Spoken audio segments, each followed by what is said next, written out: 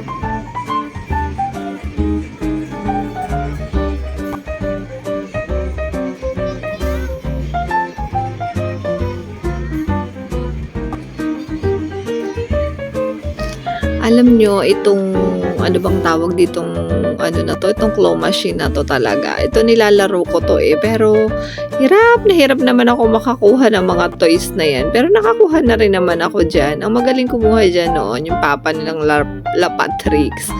Yan, nakakakuha siya dyan ng mga toys. Nakakatuwa din naman, nakakaaliw din laruin, pero nakakaubos talaga siya ng ng token. Ako, kumbaga parang bumili ka na lang ng ng toys dun sa department store.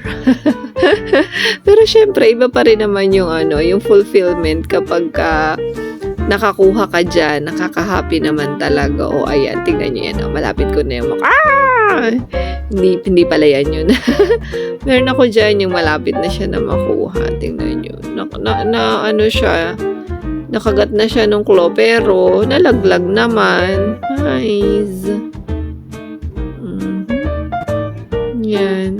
Pero talaga mga bata, enjoy sa paglalaro niyan. Talaga naman. Yung mga nanay naman ay nako, nakakaubos ng kwarta. Pag pumunta ka sa WOF talaga. Tapos si Lemon yan, enjoy na enjoy sila dati. Si Papa niya, naglalaro sila niyan. Kaya lang ngayon ako, hindi naman ako mahilig maglaro ng ganyan. Oh, ayan. Si Ira, meron na siyang mga tickets. Saan naman naabot kaya ang tickets na to? Tingnan natin kung ano yung makukuha niya sa kanyang mga tickets. Kasi strictly 50 pesos lang talaga yung sabi ko na bibilhin niya na token. Kaya nung maubos yung token niya, goods naman na siya. Okay na din naman daw.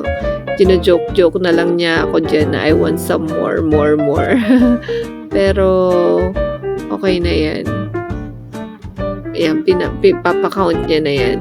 Tumitingin-tingin na nga siya dyan ng kanyang mga possible na makuha. Pero sabi ko, anak, expect mo na mga wala pang 100 yung ticket mo. Sabi naman niya, okay lang po. Ayan, kaya nakakatuwa naman si Iram. Hindi niya na-expect itong araw na to na ilalabas ko siya. Galing lang kasi kami kanina sa activity nila sa school, dun sa sopas at chinelas dahil founding anniversary ng JILCF. So, gusto daw niyang sumama kahit masama pakiramdam ko kahapon hanggang kagabi. Pagising ng umaga, syempre, pinilit pa rin naman ng nanay na samahan kasi umiiyak siya pero hindi naman siya nagpipilit. Alam ko lang talaga na gusto niya. Kaya, sabi ko, sige, punta na nga rin tayo para happy ka. Tapos hindi niya alam yun na plano ko to, tong araw na to na ilaan ko sa kanya. Kaya, happy yan siya. Tingnan natin kung ano kanya makukuha. 97 nga lang pala yung kanyang tickets ng Macau. So, hanap-hanap siya. Mga 100 pataas ang mga ano. So, sabi niya dito, alam ko na po mama kung ano daw yung kanyang makukuha. Nakatuwa naman si Iram ganyan din kayo mga bata ha. Huwag mong pipilit sa nanay kung hanggang saan lang yung budget ha. Hirap ang budget. Kung alam nyo lang. Ayan.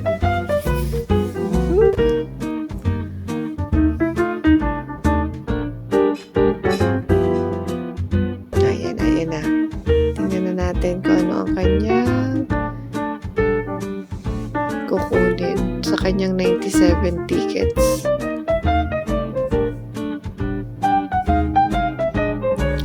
Happy na yan. Talagang ano siya, hindi niya ina-expect ang araw na to. Sabi pa nga niya sa akin, paano sina kuya? Sabi ko, hayaan mo na sina kuya. May pagkain yun sa bahay. Alam na nila. Tapos sabi niya, papasalubong ko to kay na kuya. Ewan ko lang kung naibigay niya. Parang hindi. Nakalimutan na yata niya. Natuwa na siya nang makauwi siya ng bahay. Ayan, tingnan natin kung ano yung iyan na. O, diba? Meron daw siyang tatlo para kay Kuya Limon, Kuya Liam, at sa kanya. Uuwi daw niya. Yun lang. At uuwi na kami, guys. Bye! Thank you for watching.